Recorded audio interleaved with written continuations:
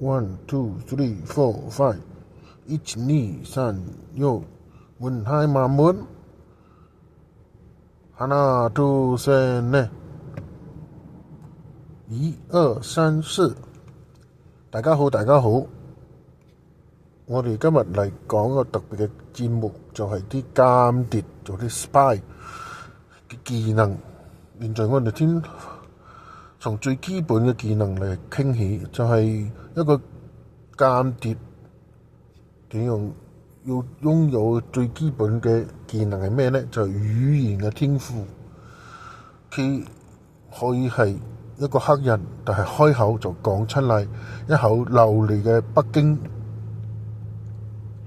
正片，就係有啲人長得似啲歐洲人，但係一開口講得出一口標準嘅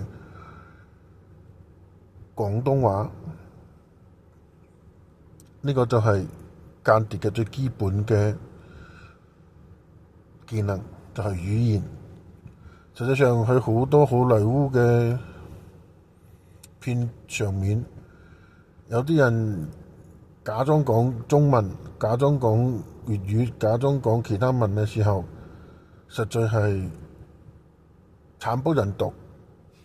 為乜事？佢哋啲發音真係比我講呢種冇標準嘅白話仲更加慘。佢哋講嘅呢種中文都唔識佢噏咩嘢，但係真正嘅一個特務，佢一定要有好嘅呢種文化嘅底蘊，就係識得叫血嘅呢個國家嘅文化歷史，並且最起碼識得官方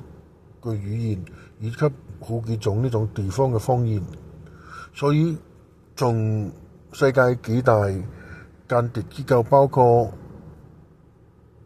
前蘇聯嘅夏格博，包括英國嘅 MI6 軍情六處，包括美國嘅 CIA， 都喺呢方面都係好大嘅呢種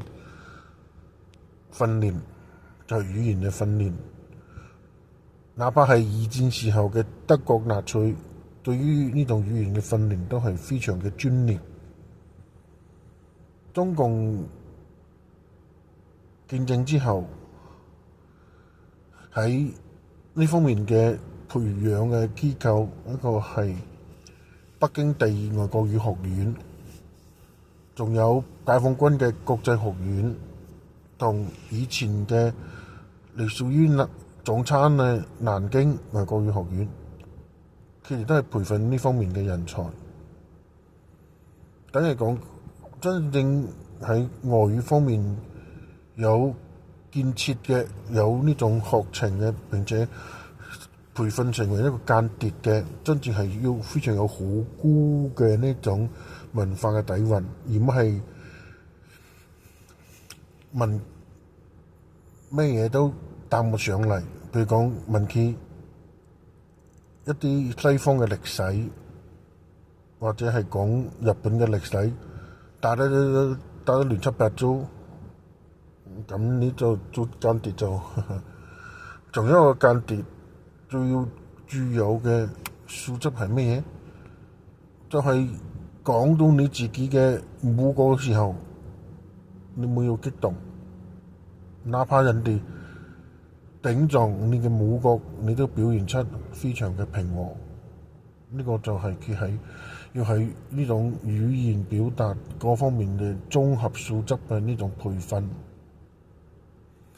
而家喺呢個世界，雖然講已經有好多嘅翻譯軟件，但係呢仲係好人嘅大腦仲係快過呢個電腦。所以一個真真正正具備非常好嘅外語培訓嘅間諜，一定要有好好嘅文化底蘊去支撐。根本就冇可能係使用得好呢個語言。譬如講喺英文有倫敦口音嘅英文，美國紐約口音嘅英文，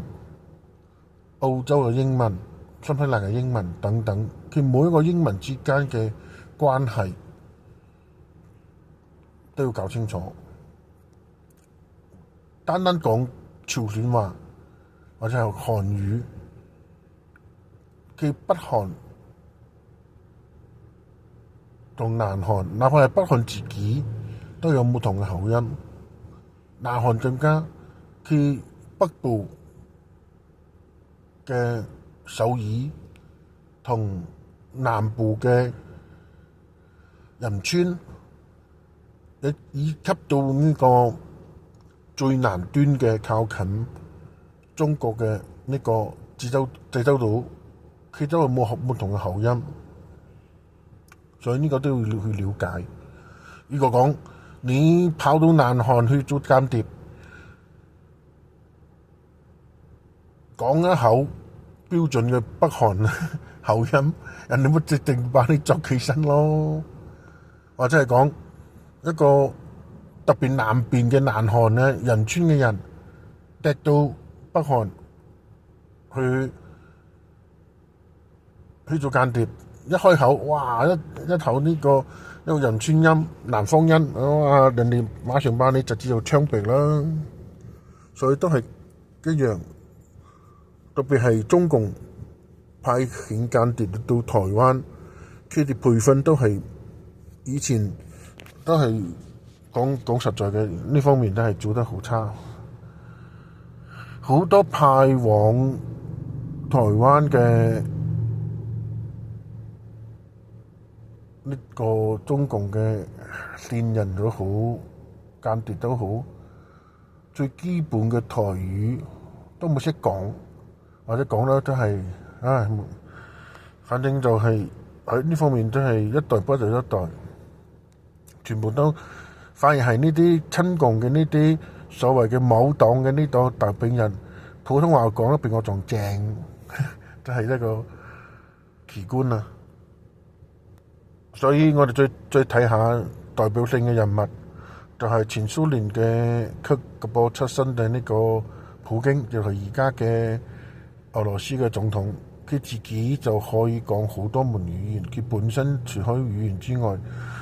仲識得好多呢種作為一個特工間諜嘅應有嘅基本嘅素質，格鬥啊咩之類嘅，佢都係訓練過嘅。所以我哋睇見咁樣嘅一個總統，佢自己嘅呢種語言嘅天賦都係非常難得。所以全世界縱觀好多嘅呢個國家，特別係自由世界，如果佢喺語言方面去有一兩種其他外語，呢個都係佢自己得分嘅，呢個係另外一個話題啦。今日我哋主要去講嘅就係一個優秀嘅間諜嘅基本嘅技能，就係要掌握好幾門嘅標準嘅外語。我哋下一次再傾其他嘅特工嘅技能。